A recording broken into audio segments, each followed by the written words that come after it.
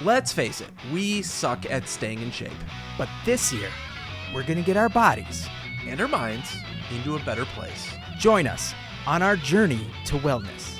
And no matter what happens, We'll see you in health. Scott, sometimes we jump on the bandwagon. We get into things. We decide to do things that don't actually turn out to be beneficial.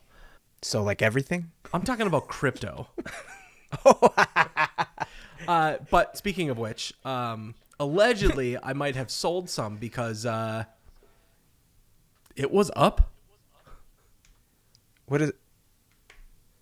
Well, how do you mean? It was up. I had years ago, I had thrown a few $100 in there.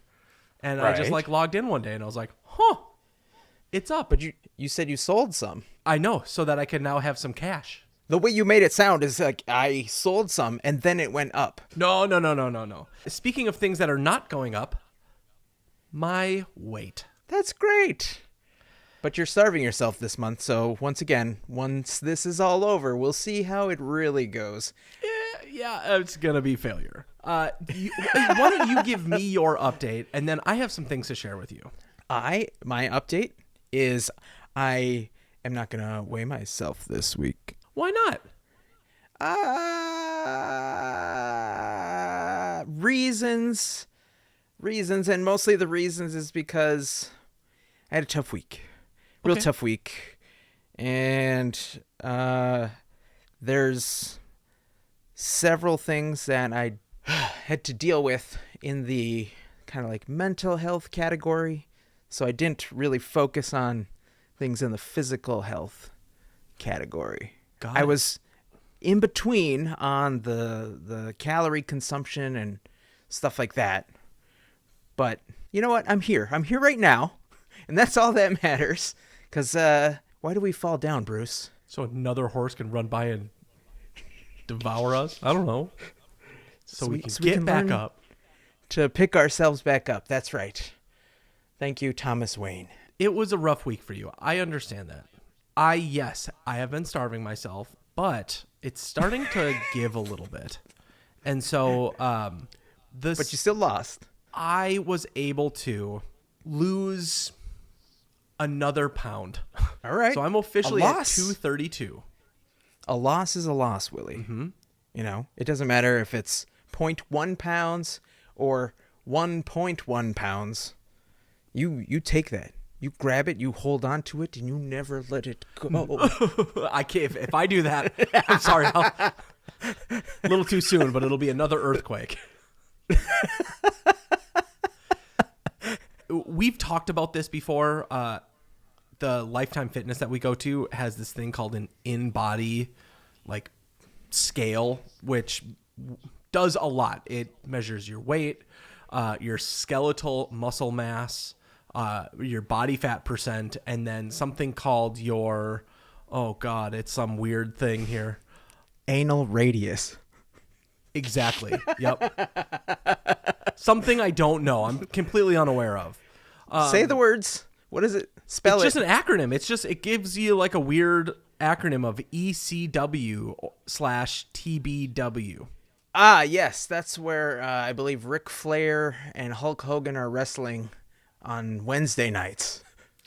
Yeah, the resurgence of wrestling is weird. Anyway, so you shoved this thing inside you, and what did it say? The app said, hey, guess what? You've made some progress. The last time you did this, from the first time to this time, you have lost 6 pounds, which feels awesome. It feels so good to see that. And then you go into the app, and I'm going to send you a photo, Scott, because this... Okay. Boy, oh boy. Does it say, we also notice you've lost 4 bones somehow? Hold on. So this first image, which I might be able to put up here on screen, gives this weird hexagon as far as your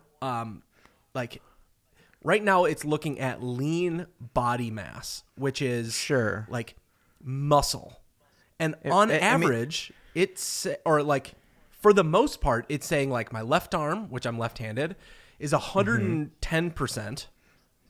which is above average. I think 100 would be average. I'm assuming. Okay. My right arm is 6% up.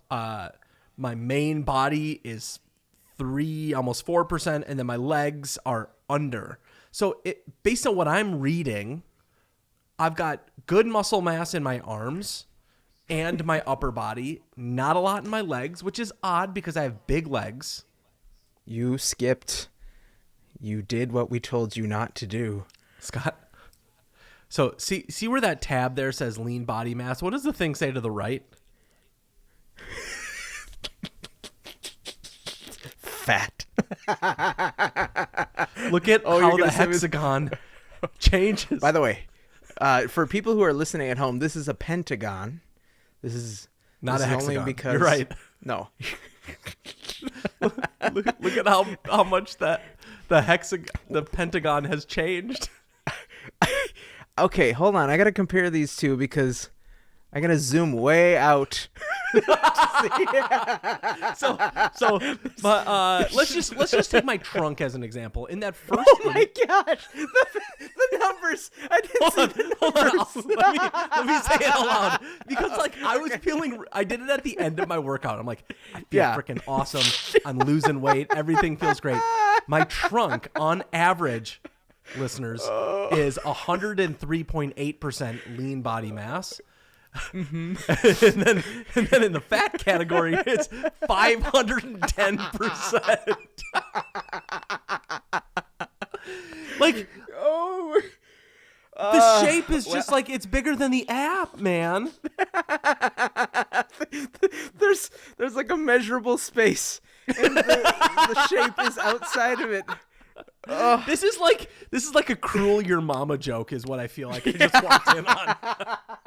But then I didn't take a screenshot of this, but lower it says like muscle fat analysis, and it gives you this like range of like your body weight and like how you stack up, and it puts over this scale, it puts a giant C. Okay. And it said I'm a type C. Which is morbidly obese. That's better than type 2, if we're being honest here. And the C, type C, is for concerning. I've been there a couple times, and I forget to do this every single time. It's hiding behind, so when you walk in and you're about to go on the track, is it behind that desk right there?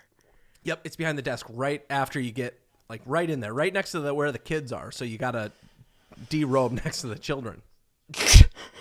That's how I found it.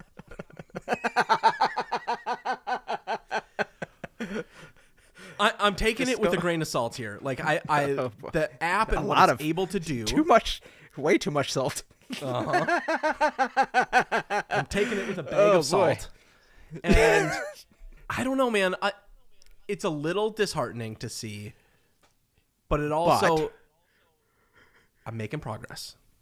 But, and this is according to this statograph, your very large butt, you know that you're not where you want to be, right? And that's the whole reason we're doing this. Right. And you have to, and like this week, I swear to God, if I took all my stats, I would lose my freaking mind. I'm just that on a razor's edge where I'm about to lose my shit for several reasons. But it's good to get this feedback because I think the problem that I've had over time, over the past couple years here, is that I've slowly been slipping in my goals. And it's not happening very quickly, but it's happening over the span of 6 months, 12 months. And you think about, like, you mentioned to me how much we work versus how much we get free time. Yep. And the majority of our life is working for us poor, whatever class heroes we are.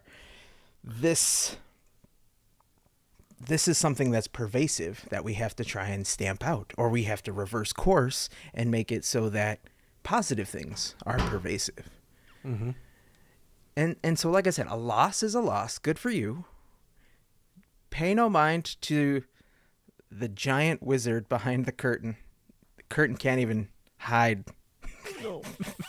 those percentage points. I like how it's all red too. Like all the numbers are like, hello, sir? There are two people on this scale. Please ask one of them to. I was just so in it. Somebody standing behind me on top of it. Pushing you down. But I'm scared now because, like, I want to go do this. Like, we should figure out a time where we can do this together and, like, have this be kind of just another measuring point that we can track from week to week. Because who knows if this is really accurate? There's a number at the top that's 1,047, and I'm hoping that's not what it thinks you weigh. Oh, that it just does a random number to generate your username. Oh, okay. I found my username there, Scott. Way to out me. But hey, you got 55 points for whatever that means. Whatever that means. It's like a golf score. You don't want 55 points. Also, follow up from last week. I talked to Devin, who's one of my coworkers who lifts and works out all the time, and I talked to him about that 90 blah blah blah blah blah blah thing. I was like, how many grams of protein are you eating? Like, and he's like, well, I'm kind of down in my weight, so like right now, I just kind of have my entire eating program. And he showed me, he's got screenshots of what his meals are for every single day of the week, every single week of his life. He eats the same thing. It's like chicken, broccoli, rice, blah, blah, blah, blah, blah. Doesn't that get boring though? It doesn't matter. What's more important? Looking good and then getting to eat what you want, or looking like we do and getting to eat what we want? Neither. I just want to eat what I want. Well, there's some myths about how that works, and we'll talk about that later on today. But he eats 206 grams of protein every single day. What? Yeah, man. How? That's what I asked him. I was like, he's got to send us a screenshot of what he eats. I mean, he eats chicken every single day for lunch. Like, it doesn't matter. It'll be like at least 2 chicken breasts or like half of a rotisserie chicken. Like, he eats a lot of chicken. But I don't think chicken gives you that much protein. Like, you have to supplement it with something else. So we've been using Lose It, right? Yep. Did you know that you can get an app for your computer now? There's a Lose It app for the computer? Yep. Yeah. It looks just like the mobile app. But I'm looking at my macros from yesterday. Yeah. I had 169 grams of protein, and that was hard. Like, I had to try to get there. How many of those were natural versus artificial? Let's see. I had like one of those like Fairlife protein drinks. Would that be considered fake? Did it come from an animal? I guess it's a non-dairy, so... No, okay, so that's unnatural. Okay. A Builder's bar, which is like a Cliff protein bar. It was 20 grams. Fake. A couple of hot dogs, some cottage cheese. Another one of those protein shakes. Some chicken, rice. That's about it. Okay. So maybe we're looking at, 10% to 90% real versus artificial? Today is a good day. Today's a good day. I have only had one of the shakes. I've had 2 eggs, bread that has 6 grams of protein in it, which is weird. It's like that, like Eric's good bread, or Dave's Killer Bread. Nice. I don't know how they're putting it in there. Maybe they stuffed chicken in between. Yeah, it's just chicken powder.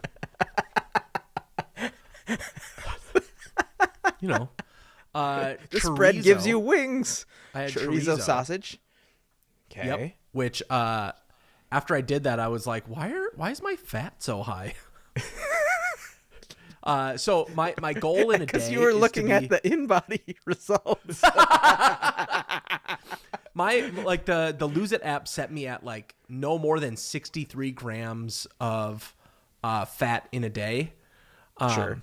The chorizo was 45. Oh my God. I bet it tasted real good though. God, it was so good. Yes. All right. Well, so anyway, just pay attention to the loss. You're really strong. You're still really strong. You can lift up tables and like your dog, and probably, I don't know how many pull-ups you can do, but still, like strong like bull. That's good. It's good to have some mass. It's better than the opposite where you're, taking L's. That's right. We want to take L's. That's the whole point of this year. Is take that L. We'll put that on a shirt. Put it on our website as soon as I get it up. They have pills for that. Yeah, I know. But what are we talking about today in terms of overall story? I thought we would talk about misconceptions. I think last week we might have alluded to this, but there's a ton of misconceptions around so many things in our life. Mental health, physical health, weight loss, weight gain, all of those things bring on so much misconceptions, and we thought we would try to just discuss a few of them. Now, before we get started here, Willie, are we professionals? Absolutely not. All right, so take whatever we say with Willie's bag of salt, because we're looking these up just like everybody else. On the internet, which has never been wrong, right? Right? No? Right, Okay. Exactly. Okay. Scott, have you ever... This is more a fact-finding mission than it is a misconception, but I think we should set some ground rules. Okay. Do you know how to find your BMR? That's my basal, like the plant, metabolic rate? Yes. All right. I And think... what does that mean? It means how much basal is in my body after a night of eating Italian food. And then I stab myself and I bleed onto a piece of paper, and it tells me, too much basal. Okay. No, it's something to do with how fat we are. Your BMR, or basal metabolic rate, it's a calculation of the amount of energy needed while resting just to survive. Oh. So it's the calories so the way that these calculators work is they're going to calculate how many calories do you need to just stay where you're at. Okay. So your body's burning a furnace, and Yep. how many calories does this furnace chug where you just stand there or lay on your posterior all day long? Mm-hmm. Okay. How do we measure that? Is it what you asked me? We're going to do a few things. I'm going to fill some stuff out, and then I'm going to want you to write some stuff down, because we're doing math together. If you're listening and watching, write this down too. Pause, get something, write it down. Scott, Pull over on the side of the road. Yeah.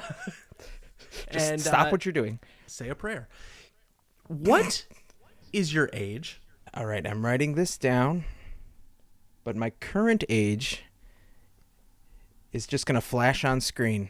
I know what it is. You don't have to tell me. Okay. All right, I'm writing it down. Okay. Your height? Is this a plus, minus, parentheses? Like, what am I doing here? Or just write these numbers down? You don't have to write this down. Oh, okay. You don't have to write this down yet. All right, fine, I'll answer. I'm 42 years old. Okay. My height is 5'10", 9'10" on a... Depends on how tall I am, but let's say 5'9". That depends on the moon and the Mercury retro times. Sarcophagus, whatever. Now I need your social security number. All right, it is 1, 2, 3. And your current... Wow, you are old. Your current weight. And that's it. That's my social security number. Just 123. And then my dog's name from when I was growing up is Barker. Sparker or Barker? No, Barker. Yeah, just like Bob. Cool. What was the last one? What your weight? Oh, 206. Based on your day-to-day lifestyle, we also, so your basal metabolic rate, if you were to do nothing, is 1,841. Write that down. 1,841. Yes. Okay. Which All is right. about the year I was born. Nice. But you do not have a sedentary life, right? Whatever's one step above that.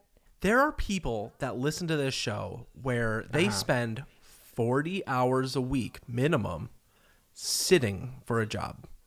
And then they go home and spend the other 8 hours sleeping, laying down, and another 6 hours watching TV or hopefully doing some other stuff. Okay. No, I do not have that. Nope. Okay. But right now, we're going to calculate this as you're not doing any sort of exercise. Okay. You need to consume 2,209 calories. 2,209 calories just to live? Just to exist. That is your... Well, no. The 1,800 is kind of the like safe existence number. 2,209 is like, I want to consume this to not change. I'm going to stay the exact same weight. So you're saying right now I'm eating way more than 2,209. If you're going weight. up, if you're gaining, you're eating more than that. Which I have been doing this whole show, I feel. Eating? Okay. You've been eating this whole time? Not orally. Oh. Gotta stop watching South Park, dude. Chug. And so let me type in these numbers. I'm going to get the same thing. If anybody knows how this thing works, tell me, because I don't know. This could be one of the myths. No, there's an actual thing. So there's 3 equations that are used. BMR is like, for men, 10 times your body weight in kilograms plus 6.25 times your height in centimeters minus 5 times your age plus 5. As soon as you started with more than one number, I went into my happy place, and it's kind of like in Happy Gilmore, where there's the alligators playing the piano. That, by the way, that equation is the Mifflin-St. Jean equation. And so much smarter people than us made this. I like their restaurant ratings. Yeah. Mine, on the other hand, says to exist, I need to eat 1,984, and I need to, based on my workout habits, which is about 1 to 3 times a week, I would say, I need to consume 2,700. And you've definitely been consuming less because of your fasting schedule. Yes, much less. Yesterday was 24, and that was a lot. 1,800 the day before, 22, 24, 19, 2,000. So, yeah, I'm not eating a lot. Okay. Scott, I got to get there. how many calories? Yes. And this is where some controversy comes in. How many calories are in a pound of fat?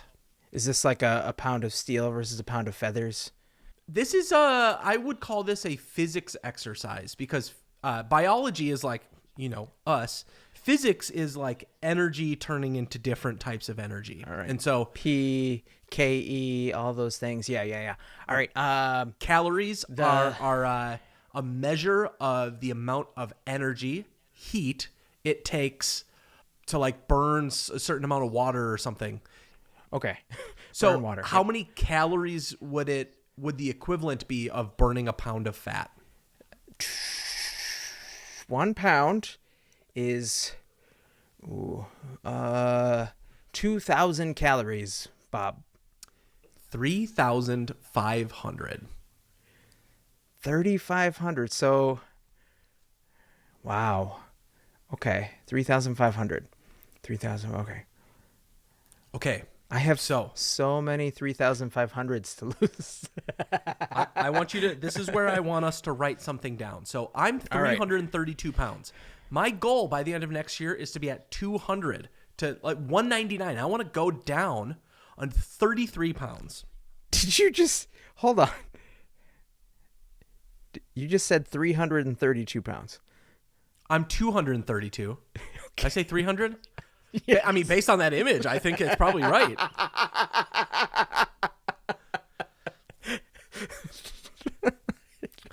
Scott, why don't you write Yes. down this? Why don't you write All right. down how many pounds you want to lose I want to times be 3,500. Okay. All right. It's a scary number.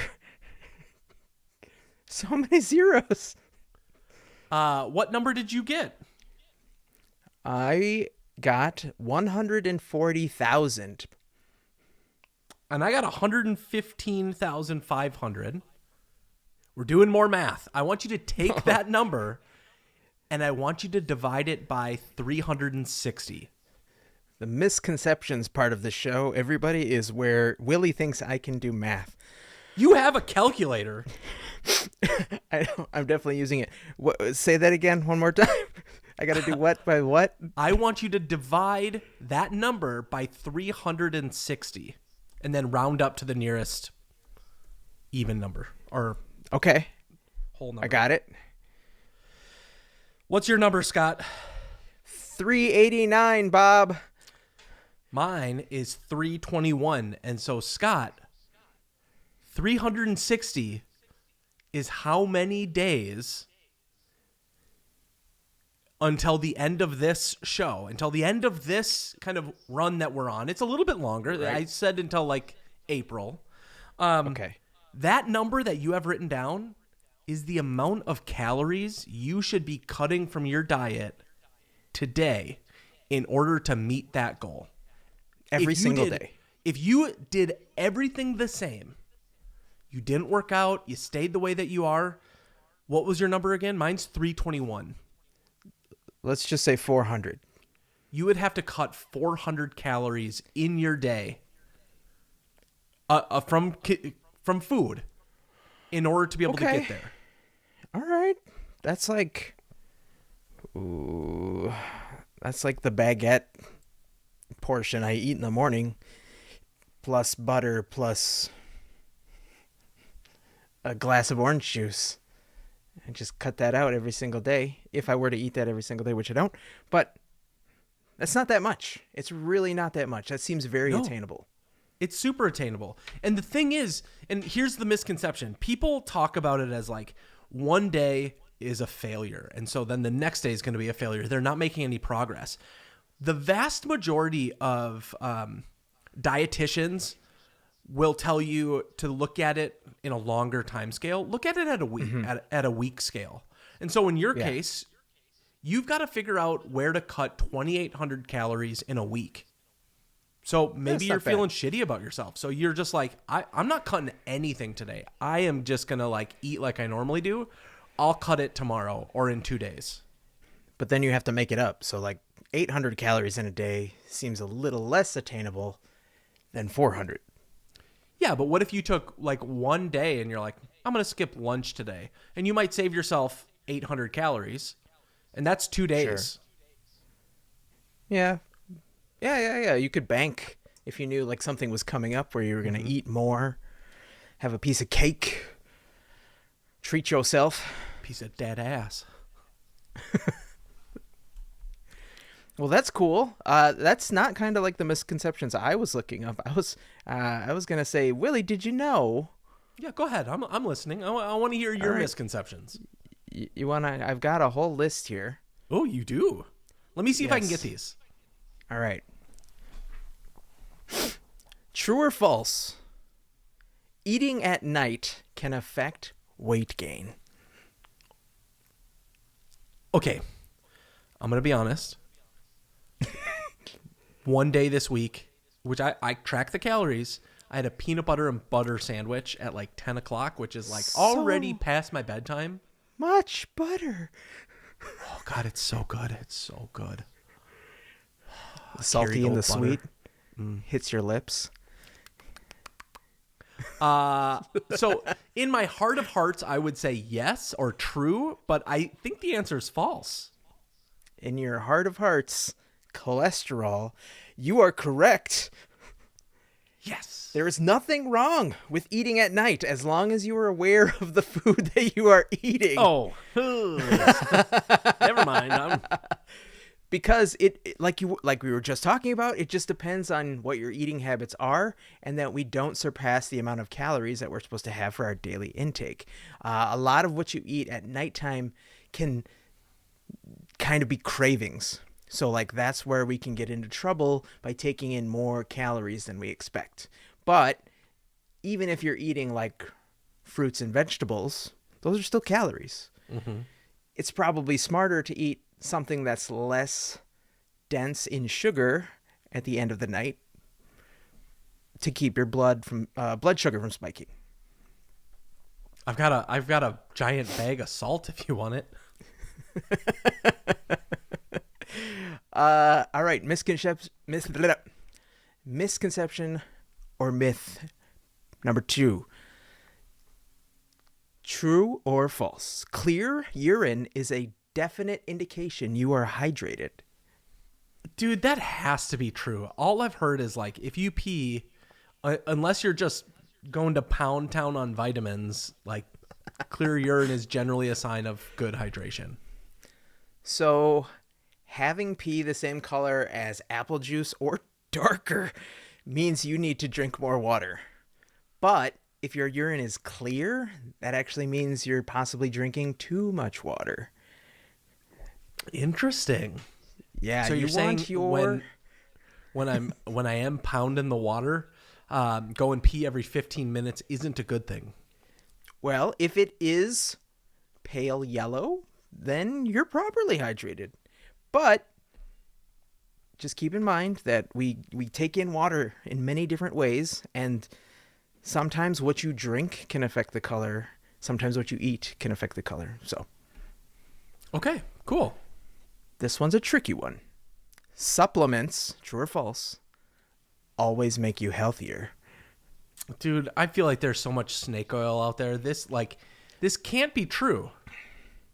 And like I feel like some have benefits, but like I know you have an answer for this. I saw a TikTok from a doctor ages ago where the doctor had said like unless you have a deficiency in something like a specific need for iron or magnesium, your body generally, if you're eating a healthier diet, is getting all the vitamins and nutrients you need, and you don't actually need to go out and get supplements from the store. Correct. A lot of supplements, for example, protein supplements, can help you. However, timing and depending on your needs also comes into play. So a lot of supplements have things that are completely unnecessary in them, and so it's possible to actually harm yourself by taking the wrong supplements. Interesting. Mm-hmm. Mm-hmm. Have I gone through the supplements that I'm taking right now? Oh, there's a whole list of things I want to talk to you about it, but you give it to me first. I take mushroom gummies. It's meant to help with focus. Mushroom gummies. Okay. Not. Do you need to take those anymore now that you're on professional medication? I feel great when I take them. I don't know if it does anything. Even if it's a placebo, I feel great about it. Okay. All right. I then take a men's multivitamin. That's it. Is it a little blue pill? No, a little blue man. You remember those Flintstone gummies? I just have those saved. Just only the blue ones, though. Okay. Protein supplements. This is called out on here. technically not necessary because your body can have trouble absorbing them without you even realizing it, unless you're talking to a medical professional. You can get the same amount of protein from eating Greek yogurt or chicken breasts. Also, they're very expensive. So that could be harming your wallet and affecting your dimension of health that we talked about last week in other ways. Interesting. Yeah. It's all right here on the internet, folks. I'm not making this up. Dude, I'm just going to start pounding raw eggs. Oh, I'm glad you brought that up. Oh? True or false? Egg yolks are bad for your health. Dude, everybody says they're bad, right? Everybody says that, like, they're high in fat, but I think that you probably need a lot of the vitamin. Like, that's where the vitamins exist, in the eggs. The misconception is actually that the cholesterol is what's going to kill you. Oh. And increasing your concentration of cholesterol is bad. But saturated fats and trans fats are more relative to increasing your cholesterol concentrations. Studies show that eggs can be a part of a person's healthy diet. But, like with everything, make sure to eat it in moderation, because if you do that, it shows no impact on potentially raising your risk of heart disease. Interesting. Okay. Here's one that's close to your heart, literally. Uh-oh. Fast food, true or false, always makes you fat. No, BS. Like, it's all about the ratio in my mind. And like, listen, me and my wife have this fight. Not a fight. We debate about this all the time, because like I love McDonald's, and sometimes she'll go out and get this like protein shake, which like I'm like, look at the amount of sugar, look at the amount of like crap that's in that. I know there's crap in mine, but I know what's in it, and it has a good amount of protein. But we're talking about you, dude. Not me. I like, if it was your only diet, you're probably not getting everything that you need. But no, I don't think that, generally speaking, fast food is like that bad. Did you also know that because of all of these health fads and diets and stuff, that like the things that we're talking about right now, fast food has had to adapt to people's diets, and that they're now offering healthier options? Interesting. Mm-hmm. So technically, no, not all fast food is unhealthy, because a lot of restaurants are starting to use like less or oils with no trans fats to cook their fries, fresh meat rather than like freezing it and stuffing it with all these preservatives. It depends on where you go, but I heard McDonald's is making some strides, and you know, like you said, if you have it once a week, once a month, lower levels of moderation is probably not that bad for you. Interesting. Okay. Hey, I actually have a question for you. Oh God. This I believe is a bit more speculation, but I want to throw it out into the world. When did we let me start here. 75% of your brain, researchers believe, is made up of a substance called myelin. Oh, right. Yes. Myelin is kind of like the insulating layer in our brain. It's the thing that like protects the nerves. So this Lin is your Lin? Or I'm sorry. This brain is your Lin. This brain is my Lin. Yeah. And so what Scott, what's cholesterol? The official I believe definition of cholesterol is the stuff inserted into every food that sits on a shelf that makes it taste good.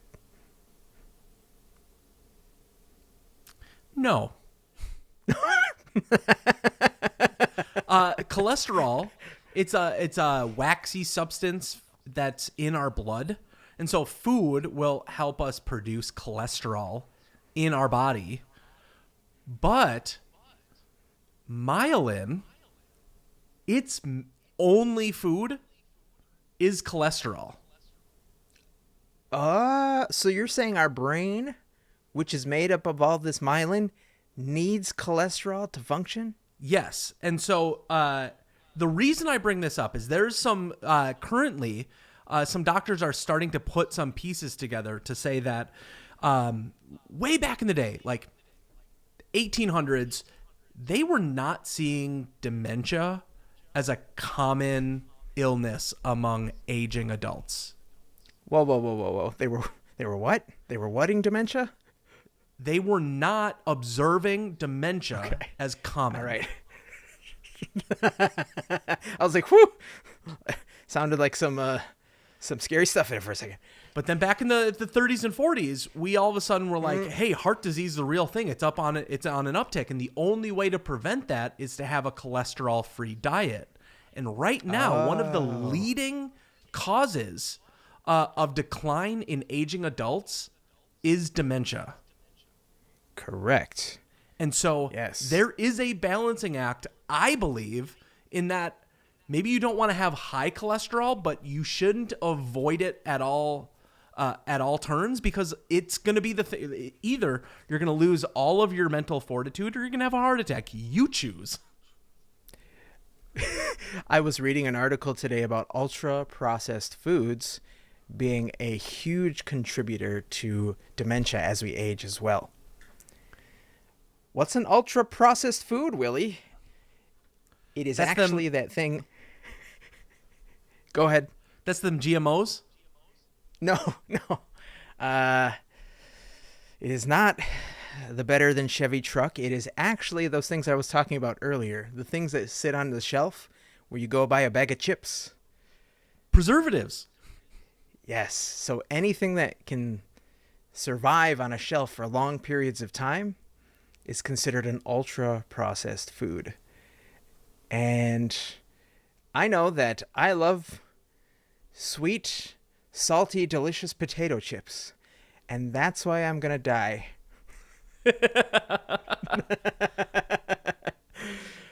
So, never buying those again.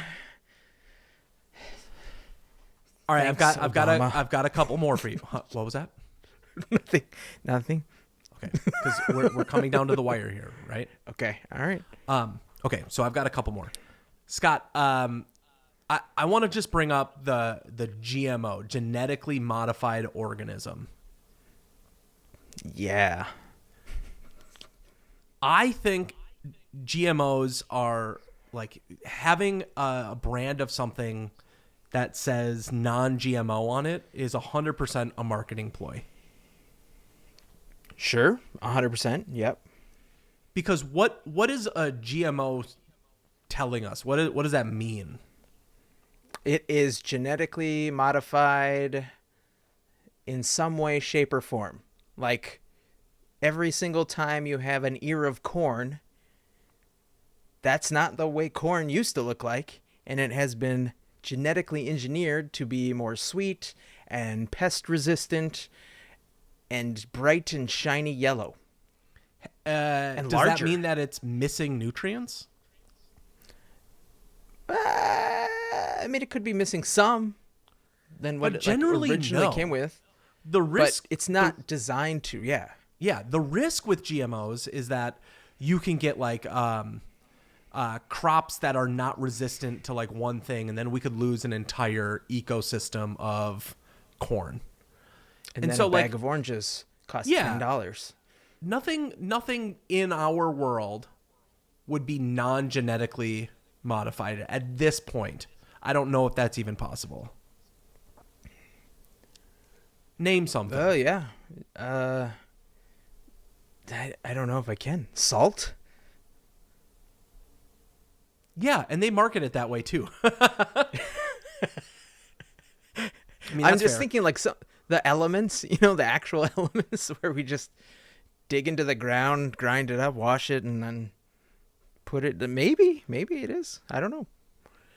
And then the last one I want to leave us with, because I know that, we're trying to eat healthy. You ever grab an apple and like the outside of it feels like a little waxy, or like you see that age-old thing where they breathe on it and you wipe it on your shirt and it's all a shiny apple, right? Correct. Yes, I'm familiar. Yeah, it's because in the processing they put like a wax on it, an edible wax. And then it's up to you to get the wax off.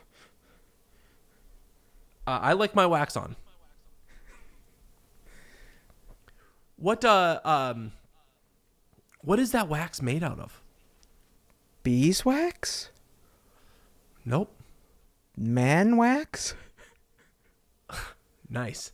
It's called shellac. Shellac? Yep. Like the stuff in paint? Or on nails? But it is not like, it's not a chemical in that sense. It's derived specifically from the lac bug in trees in India and Thailand. And so literally they're just like pulling all of this like they're destroying bug juice. They're grinding up bugs and spraying it on the apples. Okay. Correct. It is Snowpiercer. And these bugs, they look pretty gross, dude. But at least they taste like apples. Yep. Okay. All right. Well, I hope everybody's learned something today. I don't know about you, but I'm done. I'm not eating apples anymore. This is fucking disgusting. I learned I'm never going to eat my favorite fruit ever again.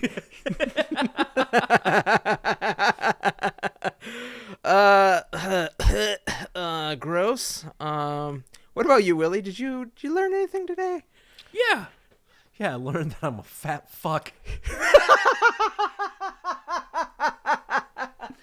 But I'm working on it, okay? That's right. There. That's right. We're getting there.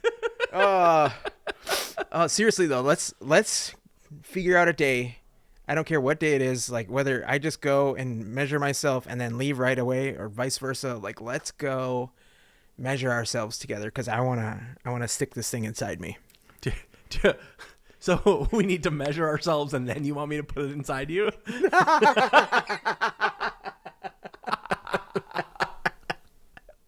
All right, that's the show.